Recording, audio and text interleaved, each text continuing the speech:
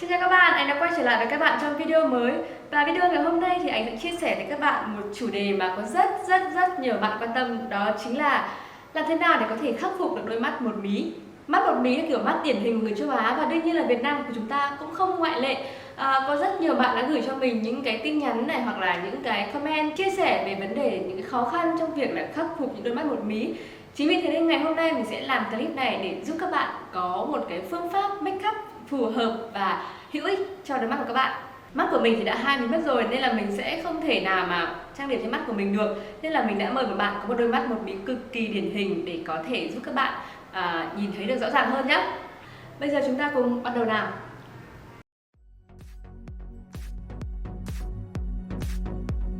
Đầu tiên mình sẽ dặm phấn nền và phấn phủ xung quanh phần mắt trước nhé.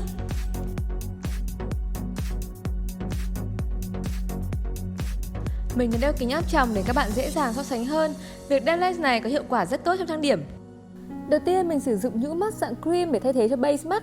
Sản phẩm này vừa giúp mắt sáng lấp lánh lại vừa tạo độ bám cho lớp mắt tiếp theo, tạo ra hiệu ứng khá hay ho. Nhưng nhớ là nếu bạn nào có mắt quá sưng thì chúng ta nên thay thế bằng loại base không nhũ các bạn nhé.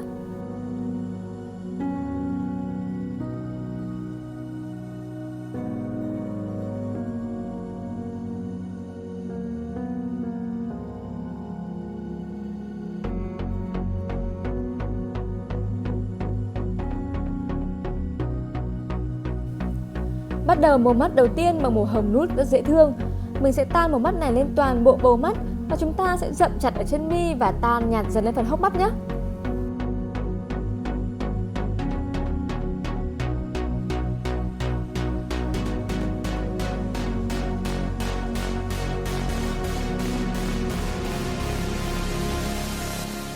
Tiếp theo là màu nâu nhạt, mình tiếp tục tan từ chân mi lên nhưng chỉ tan tới 2/3 bầu mắt thôi nhé các bạn. Với kiểu đánh mắt này mình sẽ blend màu hoàn toàn theo chiều ngang. Đây là công thức tan màu rất phù hợp với những bạn có một mí này, mắt sưng và cả mắt lồi nữa.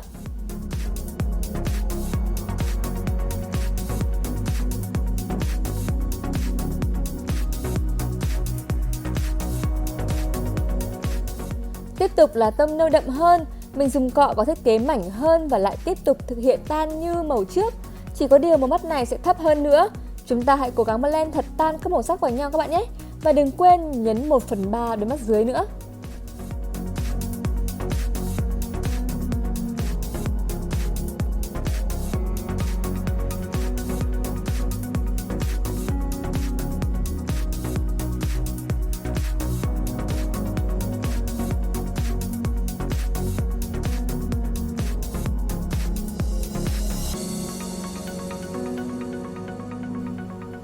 Mình dùng tông hồng nút để tan đường mắt dưới từ đầu mắt trở vào.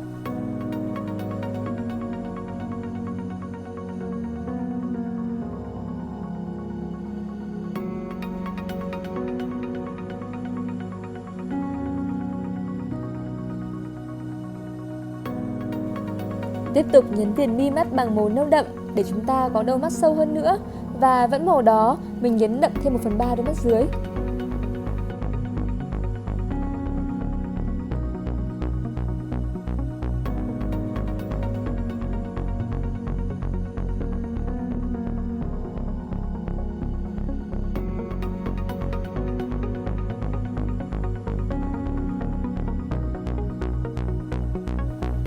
Giờ là đến bước kẻ liner.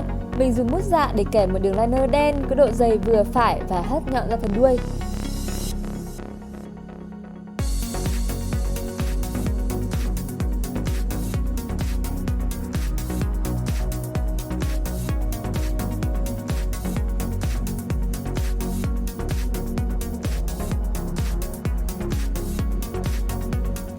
Sau đó dùng thật mịn và thật tan như này rất phù hợp với mắt một mí, ánh mắt đỡ sắc sảo hơn và cảm.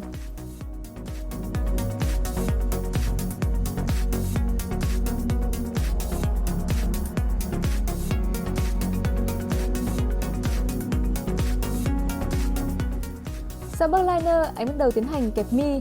Với những bạn mắt một mí thì bước kẹp mi sẽ hơi khó khăn một chút xíu, nhưng chúng ta thật cố gắng các bạn nhé.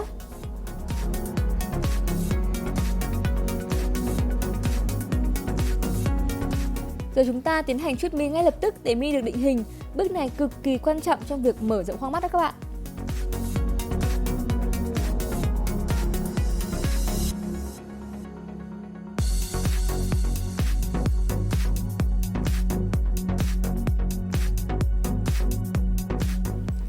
Sau đó mình kẹp lông mi giả thật cong y như mi thật. Bước này cũng rất quan trọng để đẩy phần da thừa mắt lên trên. Vì nếu mi thật có độ cong chuẩn thì gắn vào sẽ giúp mắt được mở rộng ra, và thậm chí còn đẩy lên hai mí mà chúng ta hoàn toàn không cần phải gắn kích mí. Mình đang bổ sung thêm một loại mi đan gắn dài khác nhau để cho gân mi được dày hơn, đẩy mắt to hơn và mí mắt được rõ nếp hơn.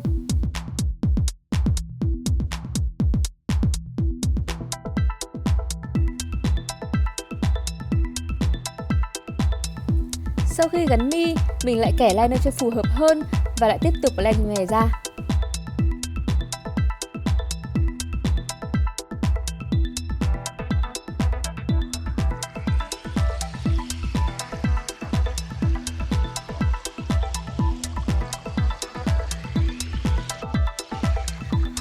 Cuối cùng là bước tan xương lông mày để hoàn thành bước đánh mắt.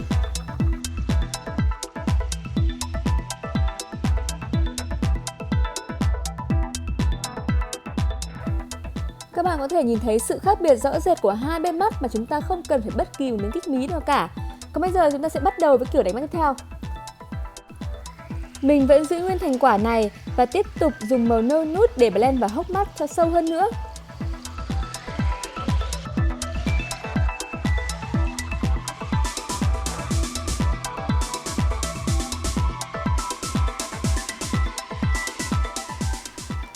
Sau đó nhấn màu nâu đậm vào 1/3 đôi mắt.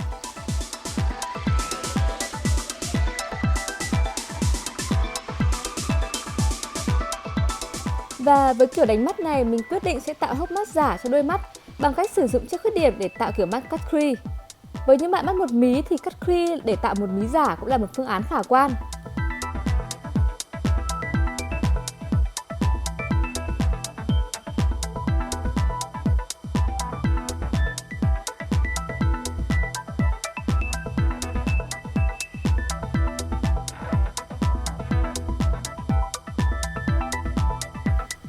Mình dặm màu nút lên phần che khuyết điểm để tạo độ tương phản cho đôi mắt.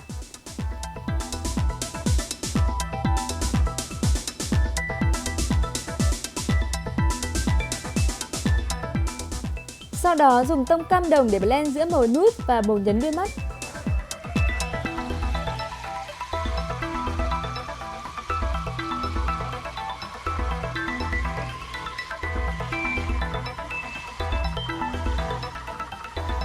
Rồi đi lại ranh giới ở giữa hốc mắt và bầu mắt để tạo cảm giác mí mắt rõ hơn.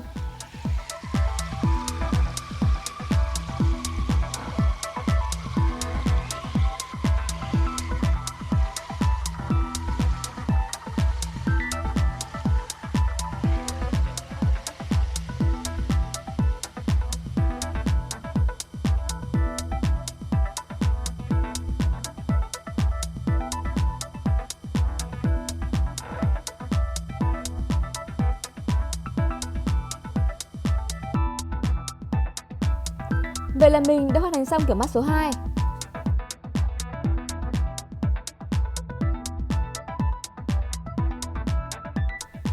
Chúng ta cùng nhìn lại hai kiểu mắt mà mình đã thực hiện nhé. Vừa rồi mình đã chia sẻ 2 cái trang điểm cho mắt một mí.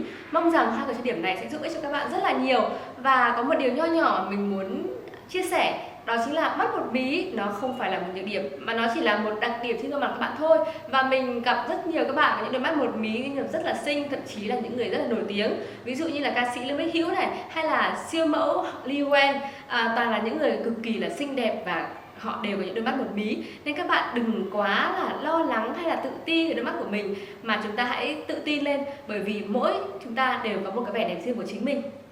Bye bye. Hẹn gặp lại các bạn ở những clip sau.